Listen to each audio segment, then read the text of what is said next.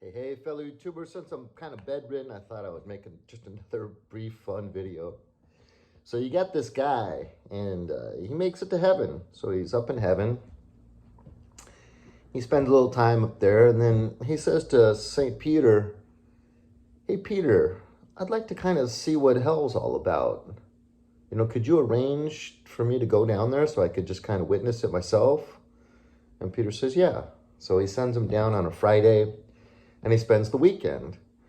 And he comes back up on Monday, and St. Peter asks him, "What'd you think?" He says, "I had a pretty good time. It wasn't really." Hey. And then, so a few weeks go by, and he goes up to St. Peter again, and he says, "I'd like to go back down again if I could." St. Peter says, "Okay, I can arrange it." So he goes back down on a Friday. He spends the weekend. And when he comes back up, he tells St. Peter again, "I had a pretty good time. I enjoyed myself." So a few more weeks go by, and then he again requests, "I'd like to go down, if I could, to hell again." So it's a Friday, and St. Peter says, "Okay, but this would be the last time." And so the man says, "I understand." And St. Peter sends him down. And the devil immediately puts him in chains and takes him to the hottest corner of hell and imprisons him in isolation. And the man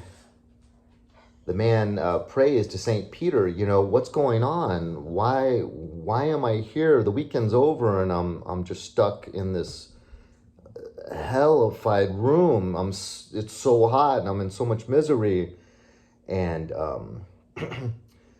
St. Peter can't hear his prayer, but the devil does, and he intercedes and comes to him and says, "Well, I can answer your prayer."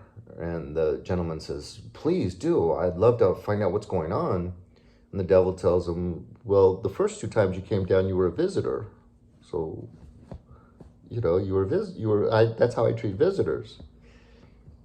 And you're no longer a visitor." But